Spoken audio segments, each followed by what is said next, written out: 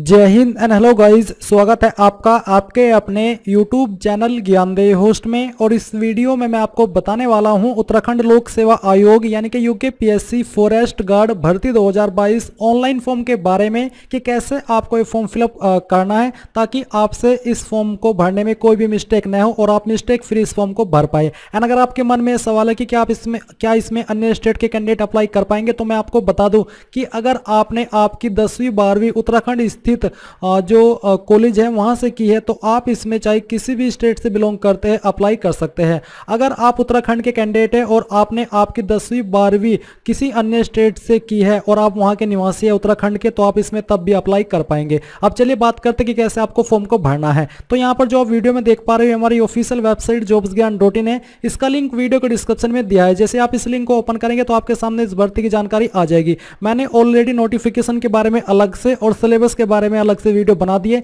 इन दोनों वीडियो को वॉच करके आप डिटेल्ड में जानकारी ले सकते हैं। अब आप यहां पर अप्लाई ऑनलाइन लिंक इसके ऊपर क्लिक करेंगे। इसके ऊपर क्लिक करने के बाद आपके सामने वेबसाइट आ जाएगी। अब यहां पर आगे का प्रोसेस बताने से पहले मैं आपसे कहना चाहूंगा कि अगर आपने अभी तक इस वीडियो को लाइक नहीं किया तो फटाफट से लाइक कर दीजिए, क्योंकि आपके एक लाइक करने से काफी मोटिवेशन मिलता है ताकि मैं आपके लिए आगे भी इस प्रकार के अपडेट सबसे पहले और मिस्टेक फ्री लेकर के आ पाऊं। एंड अगर आपने चैनल को सब्सक्राइब नहीं किया तो चैनल को सब्सक्राइब करके भी बेल आइकन ऑन कर लीजिए। अब फिर से पॉइंट पर आते और बात करते हैं इसके रजिस्ट्रेशन के बारे में। तो जैसे ही आप यहां पर आ जाए आपको यहां पर क्लिक टू अप्लाई इसके ऊपर क्लिक करना है। इसके ऊपर क्लिक करने के बाद आपके सामने इंस्ट्रक्शंस आएंगे। आपको यहां पर अप्लाई नाउ पर क्लिक करना है एंड देन यहां पर दोस्तों आपको रजिस्ट्रेशन करना है। तो रजिस्ट्रेशन करने के लिए आपको सबसे पहले आपका नाम 10th की मार्कशीट के अनुसार एंटर करना है, जो भी आपका नाम है। फिर यहाँ पर आप आपके फादर का नेम एंटर करेंगे, ये भी आपका 10th की मार्कशीट के अनुसार होना चाहिए। एंड देन आप यहाँ पर आपकी माताजी का नाम एंटर करेंगे। फिर दोस्तों यहाँ पर आपसे पूछा कि क्या आपने UKSSC द्वारा प्रकाशित विज्ञापन यानी कि जब ये भर्ती पहले आई थी 19/8/2021 में, क्या आपने तब भी आवेदन किया था? अगर हाँ तो आप यस करेंगे। यस करने के बाद में आपको उस वक्त का रजिस्ट्रेशन नंबर देना है। बट अगर आपने उस वक्त अप्लाई किया था और आप रजिस्ट्रेशन नंबर भूल चुके हैं तो आप यहाँ पर नो कर दीजिए और नए सिरे से फॉर्म को भर लीजिए, क्योंकि कोई भी एप्लीकेशन फीस नहीं है। अब आप यहां पर जो आपकी DOB है वो सिलेक्ट करेंगे। पहले आपका डेट, इसके बाद में आपका मंथ एंड जो आपका बर्थ ईयर है वो भी आपको यहां पर इस तरह से इसमें सिलेक्ट कर लेना है। सिलेक्ट करने के बाद आप देखेंगे कि आपका जेंडर क्या है वो आपको यहां पर सिलेक्ट कर लेना है। फिर दोस्तों मैरिटल स्टेटस आपका क्या है वो भी आपको यहां पर सिलेक्ट कर लेना है, मैरिड या अनमैरिड। एंड देन यहां पर कुछ सवाल आपके सामने आएंगे, जैसे कि नेशनलिटी। तो नेशनलिटी अगर आप इंडियन है तो आप इंडियन सिलेक्ट कर लीजिए। फिर आपको यहाँ पर कुछ सवालों के जवाब देने हैं। ये सवाल आपको पहले अच्छे से रीड करने हैं और उसके अकॉर्डिंग आपको यस नो करने हैं। जैसे कि पहला सवाल है कि क्या आपका नाम उत्तराखंड राज्य में स्थित किसी भी जिला सेवा योजना कार्यालय में पंजीकृत है? अगर हाँ तो यस करें। यस करने के बाद आप यहाँ पर आपका रजिस्ट्रेशन नंबर देंगे जो कि आपको मिला था रजिस्ट्रेशन करने के बाद में। फिर एम्प्लॉयमेंट ऑफिस डिस्ट्रिक्ट देंगे कि कहाँ पर आपने किस डिस्ट्रिक्ट में रजिस्ट्रेशन कराया है, यानी यहाँ पर डेट ऑफ रजिस्ट्रेशन देंगे। और फिर आप यहाँ पर कब तक आपका रजिस्ट्रेशन वैलिड है वो भी डेट सिलेक्ट कर लेंगे। बट अगर आपने नहीं कराया तो आप यहाँ पर नो कर सकते हैं। इसमें आपको कोई भी प्रॉब्लम नहीं होगी क्योंकि ये कंपलसरी नहीं है। आर यू एम्प्लॉयड, क्या आप अभी प्रेजेंटली कार्यरत है, कोई जॉब करते हैं? अगर हाँ तो यस, नहीं तो आपको नो करना है। अगर आप यस करते हो तो आपको यहाँ पर ऑर्गेनाइजेशन सिलेक्ट करना है कि कैसा आपका ऑर्गेनाइजेशन है, सेंट्रल गवर्नमेंट, उत्तराखंड की गवर्नमेंट या फिर अदर स्टेट गवर्नमेंट या फिर अदर। अगर आप नहीं है कार्यरत और आप चाहते हैं कि आप कोई जानकारी यहाँ पर न दे अपने प्रेजेंट एम्प्लॉयमेंट की, तो आप यहाँ पर सिंपली नो कर दीजिए। फिर आपको कुछ और सवालों के आंसर करने हैं, जैसे कि क्या आपने अपनी हाई स्कूल एवं इंटरमीडिएट अथवा इनके समकक्ष स्तर की शिक्षा उत्तराखंड राज्य में स्थित मान्यता प्राप्त संस्थानों से उत्तीर्ण की है? अगर हाँ तो यस करें, नहीं तो आपको नो करना है। देन यहाँ पर अगला सवाल है कि क्या आप या आपके पति या पत्नी या आपके माता पिता उत्तराखंड राज्य में सैनिक अर्धसैनिक बलों के नियमित कर्मचारी है जिसकी सेवाएं या फिर जिनकी सेवाएं उत्तराखंड राज्य के बाहर स्थानांतरित नहीं की जा सकती? अगर आप ऐसे कैंडिडेट हैं तो आपको यस करना है, नहीं तो नो कर दीजिए। फिर यहाँ पर है कि क्या आप या आपके पति पत्नी या आपके माता पिता राजकीय अर्धशासकीय संगठन के नियमित कर्मचारी है जो उत्तराखंड राज्य में नियमित रूप से सेवा कर रहे हैं और जिनकी सेवाओं को उत्तराखंड राज्य से बाहर स्थानांतरित नहीं किया जा सकता? अगर आप इसके अंदर आते हैं, इस कैटेगरी के कैंडिडेट हैं, तो आप यहां पर यस करेंगे, नहीं तो आप यहां पर नो कर दीजिए। क्योंकि आप तो फ्रेशर है और आपके परिवार से कोई गवर्नमेंट जॉब नहीं कर रहा है, तो सिंपली आप यहां पर नो कर देंगे। अगला सवाल आता है कि क्या आप आपके पति पत्नी या आपके माता पिता केंद्र सरकार के सार्वजनिक उपक्रम में नियमित कर्मचारी है? यानी कि अगर आपके माता पिता या फिर आप या आपकी पत्नी सेंट्रल गवर्नमेंट में काम करती है तो आप यहां पर उसके अकॉर्डिंग यस नो आंसर करेंगे। करेंगे। फिर आता है क्या आप उत्तराखंड के स्थायी निवासी है जो आजीविका शिक्षा के उद्देश्य से उत्तराखंड से बाहर रह रहे हैं, यानी कि आप उत्तराखंड के निवासी है और आप किसी कारणवश अपने जीवन यापन की जो अर्निंग है वो करने के लिए उत्तराखंड से बाहर रहते हैं तो आप यस करेंगे, नहीं तो आपको नो करना है। अगर आप उत्तराखंड से और उत्तराखंड के अंदर ही रहते हैं तो आप यहाँ पर नो कर दीजिए। फिर है क्या आपके पति या पत्नी या आपके माता पिता उत्तराखंड के निवासी है जो आजीविका या शिक्षा के उद्देश्य से उत्तराखंड के बाहर रह रहे हैं, यानी कि आप या आपके पति पत्नी या आपके माता पिता उत्तराखंड के स्थायी निवासी है और वो शिक्षा के उद्देश्य से या फिर वहां पर जॉब करते हैं उत्तराखंड के अलावा किसी अन्य स्टेट में, तो आप यहां पर यस करेंगे, नहीं तो आप नो कर दीजिए। एंड देन यहां पर आपको बताना है कि आप डोमिसाइल उत्तराखंड के स्थायी निवासी है, डोमिसाइल ऑफ उत्तराखंड, अगर हाँ तो यस, नहीं तो आपको नो करना है। अगर आप यहां पर यस करते तो आपको यहां पर आपकी कास्ट कैटेगरी सिलेक्ट कर लेनी है, जो भी आपकी कास्ट कैटेगरी। अगर आप SC ST कैंडिडेट है तो आप यहां पर आपका जो सर्टिफिकेट इश्यूइंग अथॉरिटी है, यानी कि किस अथॉरिटी के द्वारा आपका सर्टिफिकेट इशू हुआ है वो सिलेक्ट करेंगे। कब आपका सर्टिफिकेट इशू हुआ था वो डेट आप यहां पर सिलेक्ट कर लेंगे। सर्टिफिकेट का नंबर यहां पर एंटर करेंगे। किस डिस्ट्रिक्ट का आपका सर्टिफिकेट है ST का वो आप सिलेक्ट कर लेंगे। एंड यहां पर दोस्तों अगर आपकी कैटेगरी UR है तो आप UR भी सिलेक्ट कर सकते हैं, यानी कि जनरल। फिर आती है सब कैटेगरी डिटेल, क्या आप डिफरेंटली एबल्ड यानी कि विकलांग है, अगर हाँ तो यस, नहीं तो आपको नो करना है। Are you an ex serviceman, क्या आप एक्स सर्विसमैन है, अगर हाँ तो यस, नहीं तो यहां पर भी आपको नो करना है। क्या आप स्वतंत्रता सेनानी DFF के आश्रित है, यानी कि जो स्वतंत्रता सेनानी थे आप उनके ऊपर आश्रित है, अगर हाँ तो आप यस करेंगे, नहीं तो आपको नो करना है। एंड यहां पर फिर से एक सवाल आपके सामने कि क्या आप उत्तराखंड राज्य महिला सशक्तिकरण और बाल विकास विभाग के अंतर्गत संचालित एवं पंजीकृत स्वैच्छिक राजकीय गृहों में रहने वाले अनाथ बच्चे हैं, अगर आप ऐसे कैंडिडेट है तो आप यहां पर यस करेंगे, नहीं तो यहां पर भी आपको नो करना है। देन यहां पर अगला सवाल आपके सामने, बेसिकली सवाल नहीं, आपकी कैटेगरी यहां पर दी गई है।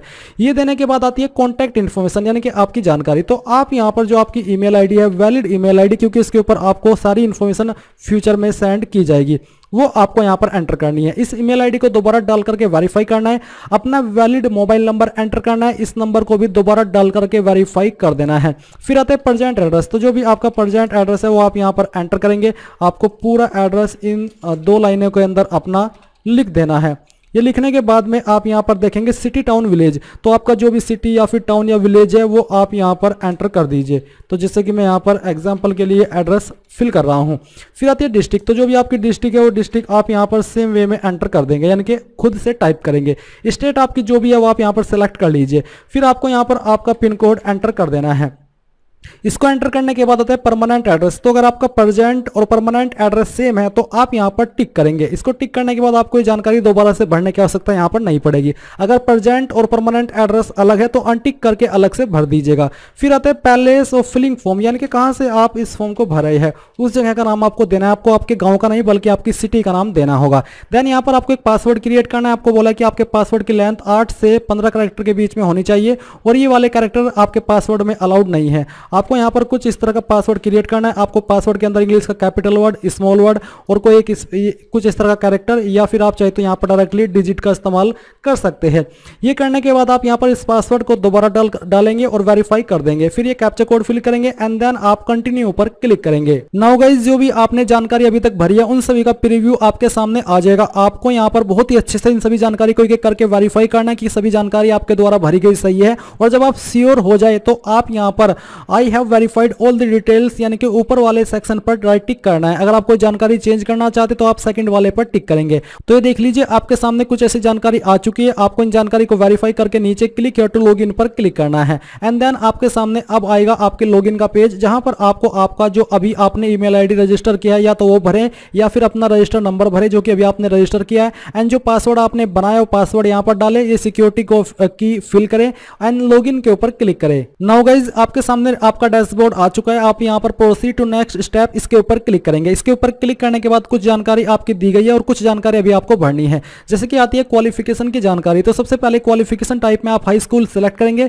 फिर आपको यहां पर नेम ऑफ डिग्री के अंदर हाई स्कूल सेलेक्ट कर लेना है। फिर आता है यूनिवर्सिटी बोर्ड स्टेट, यानी कि कौन सी स्टेट से आपने आपकी जो 10वीं है वो की है वो आप यहां पर सेलेक्ट कर लीजिए। फिर आता है यूनिवर्सिटी बोर्ड, तो आपने किस बोर्ड से की है। अगर आपका बोर्ड यहां पर है तो आप सेलेक्ट करें, नहीं तो आप अदर्स भी सेलेक्ट कर सकते हैं। तो जो भी आपका बोर्ड है वो आप सिलेक्ट कर लीजिए। इसको सिलेक्ट करने के बाद आता है date of issuing on final year marksheet, यानी कि जो फाइनल ईयर की मार्कशीट है वो आपकी कब आई थी, जारी हुई थी, वो डेट आप यहाँ पर सिलेक्ट कर लेंगे, यानी कि आपका ईयर।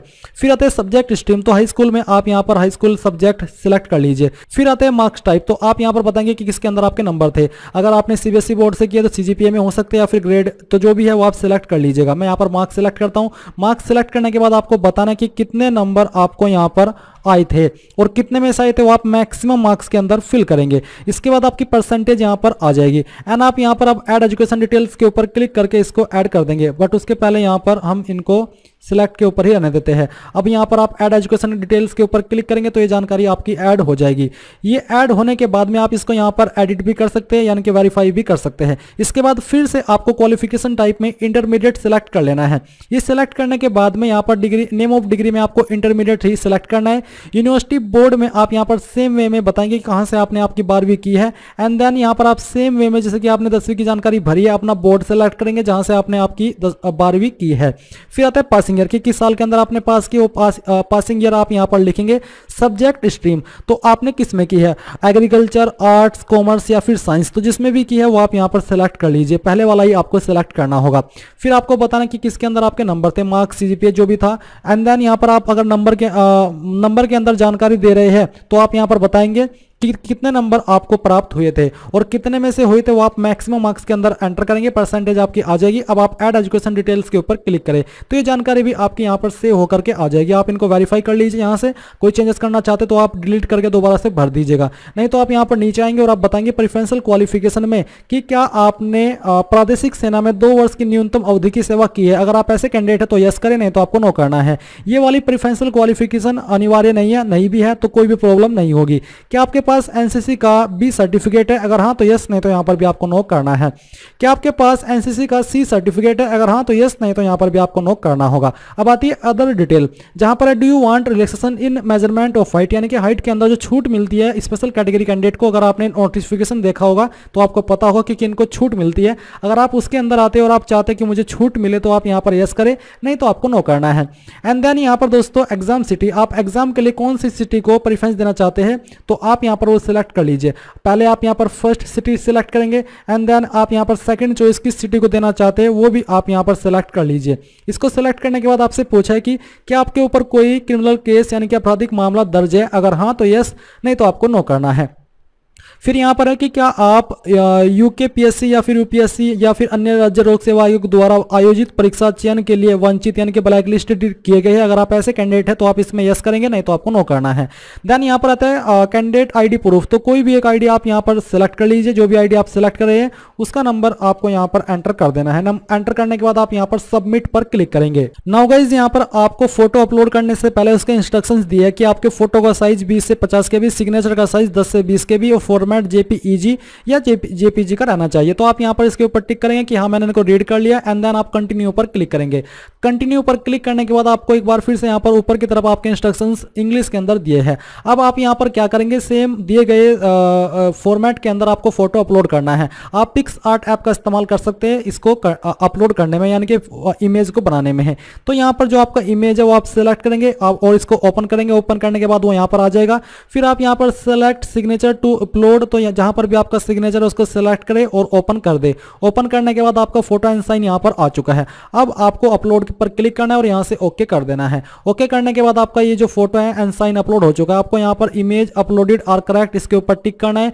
फिर यहाँ पर जो आपका सिग्नेचर है, सॉरी आपके यहाँ पर दोनों चीजों के लिए ये रखा गया है। अगर आप इसमें कोई क्रॉप करना चाहते तो आप यहाँ पर इसके ऊपर क्लिक करेंगे और क्रॉप एंड सेव फोटो इसके ऊपर क्लिक करके इनको क्रॉप कर लेंगे। अगर ये सही से अपलोड हुए तो आप यहाँ पर पहले वाले के ऊपर टिक करेंगे एंड सेव एंड कंटिन्यू के ऊपर क्लिक करके यहाँ से ओके कर देंगे। ओके करने के बाद आपके सामने आपके फॉर्म का प्रीव्यू आ चुका है। आप यहाँ पर देख सकते हैं फी एग्जाम्प्टेड, यानी कि कोई फीस नहीं है। तो इन सभी जानकारी को आपको एक बार फिर से वेरीफाई कर लेना है। अगर आपको लगता है कोई जानकारी गलत है तो अभी भी आप यहाँ पर बैक में जाकर के इनको एडिट कर पाएंगे, यानी कि पीछे बैक कीजिए और इसको एडिट कर लीजिएगा। नहीं तो आप यहाँ पर इसके ऊपर टिक करेंगे दोनों के ऊपर, और टिक करने के बाद में आप click here for final submission के ऊपर क्लिक करके यहाँ से ओके करेंगे। ओके करने के बाद में आप यहाँ पर देखेंगे कि जो आपका एप्लीकेशन फॉर्म है वो सबमिट हो चुका है। आप यहाँ पर होम पर जाकर के आपके एप्लीकेशन फॉर्म का स्टेटस यहां से देख भी सकते हैं और आप क्लिक है टू प्रिंट एप्लीकेशन फॉर्म के ऊपर क्लिक करके इसको यहां पर प्रिंट कर सकते हैं। अगर आपके पास अभी प्रिंटर मौजूद नहीं है तो आप इसको बाद में प्रिंट करा लीजिएगा। आप यहां पर प्रिंट के ऊपर क्लिक करके इसको यहां से पीडीएफ के रूप में सेव कर लीजिएगा।